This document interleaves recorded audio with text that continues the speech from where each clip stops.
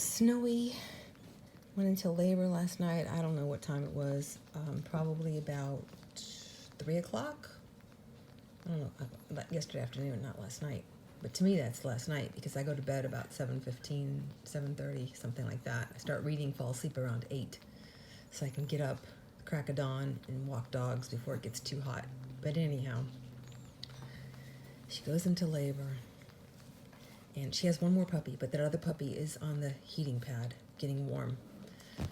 It is about 6:30 in the morning right now, and she just had her last one. We had to go to the emergency room about 2 o'clock. I got there. It's a half-hour drive, closest one to me. The next one is at least like another hour away from there, so I was stuck there. And the arrogance of the emergency vets, I can't stand them. I'm just gonna say it. I never met one I liked except my regular vet when she is an emergency. When she's around, she does emergencies. But other than that, these emergency vets, oh my God, they're the worst. They know they got you there and you can't do anything. And they're always like, you can go somewhere else. If you want to just slap them, you can't go somewhere else, okay? I have insurance too. I use Fetch Insurance. I have a $250 deductible, $5,000 a year cap. On some of the dogs, on some of the older dogs, I only have $2,500. But I started doing $5,000 lately, the last couple of years, because prices have went up. But that's enough to get a C-section, $2,500. But anyhow, I went there and she didn't have a C-section, so that was good. But I didn't want to waste any time. That's what my problem was. It wasn't the price. It was the shenanigans. They want to come out and they want to go in the back and take 20 minutes and come out with their figures and then go back and do the blood work and then come back and talk about it and then go back and take an x-ray. It's just disgusting. And I told the lady, I was like, I'd already told the vet off, kind of, and then she tells me off by telling me, you can go somewhere else. So then the worker, the tech, she says the same thing. It's like talking points. You want to go somewhere else, feel free. You don't have to stay here. You don't want to do what we want. And I'm just like, I'm stuck here, okay? I was like, can't you just hurry up? I said, there's puppies inside of her. She only had one out. So there was 4 still stuck in her. And they were gonna die. And I'm like, don't you care that those puppies are in there dying? Can't you just hurry up and do the C-section? Well, anyhow, I got lucky because she didn't need a C-section. I was wanting to hurry up and get it done. So I had to apologize because I was just so happy that through all their procrastination, she ended up having another puppy. But normally, 4 hours of contracting is a dead puppy. But the puppy was alive. So she comes out and tells me, you have one live puppy. And I'm like, oh my God, I can't believe it. I wanted to jump up and hug her. But anyhow, I was worried about the puppy. And then they said that they wanted to keep her there and have the rest of the puppies, that there was 3 more left. I had one at home all by itself sitting in the heating pad, and there was 3 more inside of her.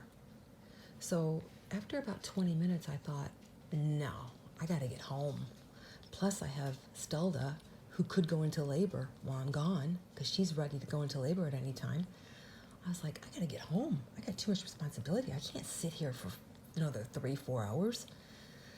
And plus, I don't know what they're doing with my puppies.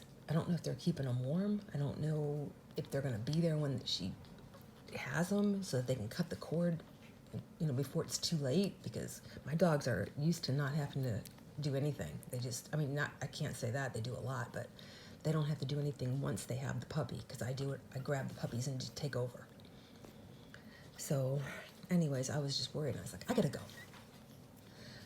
So she hands me my one puppy. I said, can you please heat up this heating pad thing in the microwave, because it's getting cold. I brought my own heating pad thing. I said, can you heat it up for like 4 minutes? So she brings back the heating pad, and then she brings me my puppy, and my puppy is freezing cold. Okay, that is instant death. Not instant death, but instant path to death. When you let a chihuahua puppy, a little tiny chihuahua puppy, get cold before they're 10 days old, they aspirate fluid up into their lungs, and they, especially if they've sucked. So I didn't know if they had her on the mother and she was sucking cold. I didn't know what was going on. All I know is this puppy was cold, and I was just like, the puppy's cold. I was like, don't you guys realize that you need to keep the puppies warm?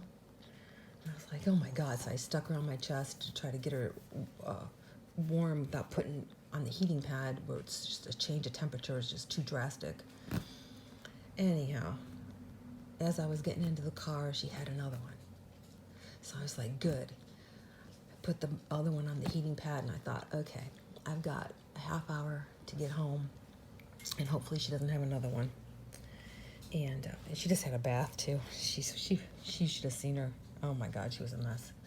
But anyhow, I got home, and she ended up having, it's just like, there's 4 boys, 1 girl, and so far they're all white, and they could stay white because Snowy is mostly white, so they could get a few spots, could be mostly white, who knows. When they're about 4 or 5 weeks old, I'll start to really know. I don't know if they're long or short coats. The little girl is the smallest one. It's her. If she stays small, there's a chance she might be sold. So I'm gonna have to hold her and see what happens. But she's not really that small, so I really don't think she's gonna be small enough for the people looking for small ones that are on my list. So I do believe she'll be available, and the boys are all available. So I'm just gonna wait it out and see how they turn out, and then offer them for sale.